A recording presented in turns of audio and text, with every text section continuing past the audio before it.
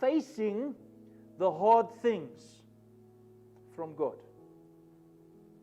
Every word in that heading is important.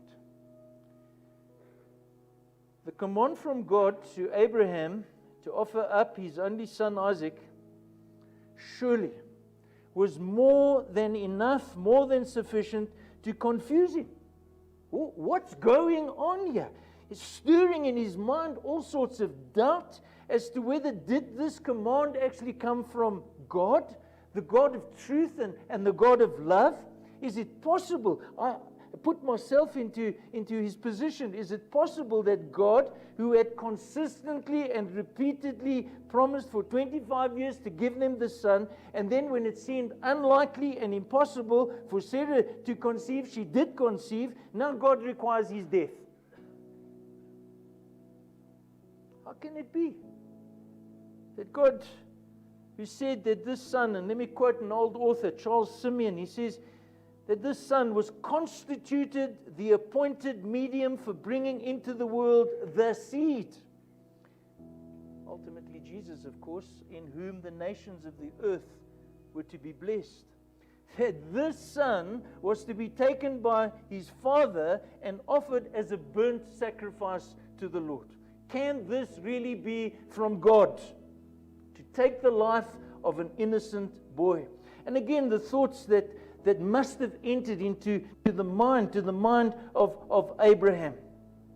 To require me, the father of this precious boy, and we've seen it here this morning, a father holding his son, to take this precious boy to be his executioner.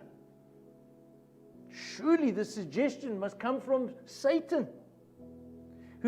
Satan seeing that this young boy is to be the forerunner of the Messiah, the Redeemer of the world, that Satan would take advantage of this father's desire to please God, to make him the instrument to defeat the purposes of Almighty God, destroying the very person to whom the promises are made. Now let me bring that into our current context. None of us have been, none of us will be asked. Isaac, you will not be asked to offer Levi up as a burnt offering. I want to make that clear today. All right? That's not going to happen. But, you and I will face hard things from the hand of God. God may ask of you, and again let me say, not in an audible voice. I don't believe that. Not in an audible voice. But by means of biblical command, it's one way that God speaks to us, or by means of divine providence, God will ask of you, can ask of you, could ask of you the worst things imagined. There will be hard things, either prescribed by God or permitted by God,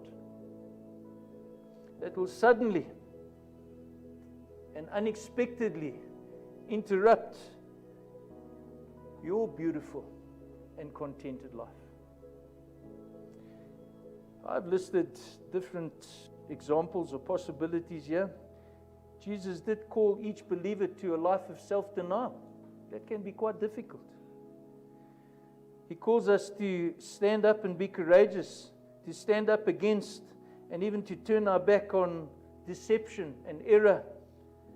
The story that Tim referred to earlier on, this young man, that's a hard life. It's a hard thing in our own context, not simply to go with the flow, to face the reality of not just the possibility, but the reality of persecution. And then what about being abused? God allowing that. Or to contract a dreaded life-threatening disease, or to lose a loved one, or to have a brother betray you, stab you in the back, or to live in a context of blatant discrimination. You see, when these things happen, they will confuse your reason. Doesn't make sense. Is this from God? It will stir all sorts of doubts in your mind. And so the challenge as it was for Abraham was not to doubt, and I want to urge on us this morning, not to doubt that hard things do come from the hand of God.